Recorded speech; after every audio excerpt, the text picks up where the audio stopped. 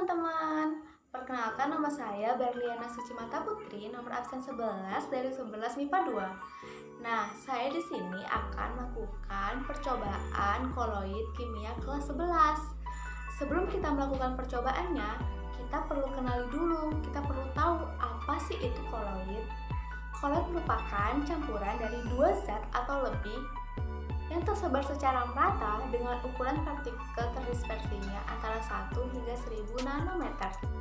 Sementara itu, sistem koloid merupakan bentuk campuran yang keadaannya terletak antara larutan dan suspensi dalam kurung campuran kasar yang memiliki sifat khas. Sifat-sifat khas tersebut yang membedakan koloid dengan sistem dispersi lainnya. Sifat-sifat khas tersebut diantaranya yang pertama yaitu efek Tyndall. Efek Tyndall merupakan efek pengumpulan cahaya oleh koloid. Yang kedua yaitu gerak Brown. Gerak Brown merupakan gerak acak atau gerak tidak beraturan oleh partikel koloid. Yang ketiga yaitu adsorpsi. Adsorpsi merupakan menempelnya muatan pada permukaan partikel-partikel koloid. Yang keempat yaitu koagulasi. Koagulasi merupakan peristiwa pengendapan oleh partikel koloid atau peristiwa pengendapan pada suatu sistem koloid. Setelah kita mengetahui ciri-ciri khas dari koloid, kita juga perlu mengetahui jenis-jenis koloid. Berikut adalah jenis-jenis koloid berdasarkan fase terdispersi dan medium pendispersinya. Ada 5, yaitu yang pertama, aerosol. Aerosol merupakan jenis koloid di mana fase terdispersinya berupa zat padat atau zat cair, sedangkan medium pendispersinya berupa zat gas. Contoh dari aerosol yaitu obat nyamuk seperti baygon atau parfum. Nah, yang kedua yaitu sol. Sol merupakan jenis koloid di mana fase terdispersinya berupa zat padat, sedangkan medium pendispersinya berupa zat cair atau padat. Contoh dari sol yaitu kuning telur. Kemudian jenis koloid yang ketiga yaitu emulsi. Emulsi merupakan jenis koloid di mana fase terdispersinya berupa zat cair dan medium pendispersinya berupa zat cair. Contoh dari emulsi ini adalah larutan dari susu kental manis dan air. Kemudian yang keempat yaitu buih. Buih merupakan jenis koloid di mana fase terdispersinya berupa zat gas dan medium pendispersinya berupa zat cair. Contoh dari buih yaitu busa sabun, kemudian busa karet. Kemudian yang kelima yaitu gel. Gel merupakan jenis koloid di mana fase terdispersinya berupa zat padat dan medium pendispersinya berupa zat cair. Contoh dari gel yaitu gel kosmetik, gel moisturizer, dan sebagainya.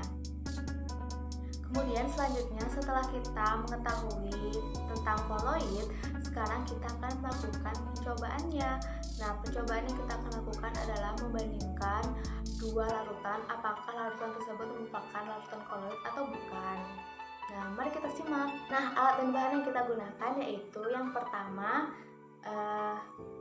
susu kental manis, yang kedua bubuk kopi, yang ketiga air, dan yang keempat senter.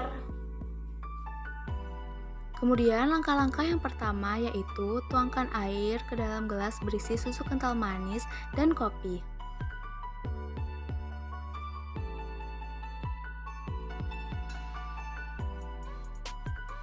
Kedua, aduk susu kental manis sampai merata. Begitu juga untuk kopi ya.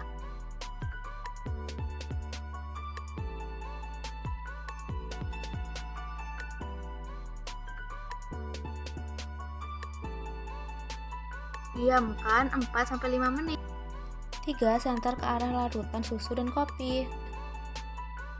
Dari pencobaan tersebut dapat kita lihat bahwa susu dan kopi sama-sama tidak tembus cahaya, sehingga dapat kita simpulkan bahwa kopi dan susu termasuk koloid. Susu merupakan koloid jenis emulsi karena fase terdispersinya zat cair yaitu susu kental manis dan medium pendispersinya berupa zat cair yaitu air. Sementara kopi merupakan koloid jenis campuran karena beragam, terdapat emulsi, aerosol, busa, sol cair, dan sebagainya. Demikian percobaan koloid dan pembuatan koloid yang saya lakukan. Kurang lebihnya mohon maaf. Terima kasih dan sampai jumpa.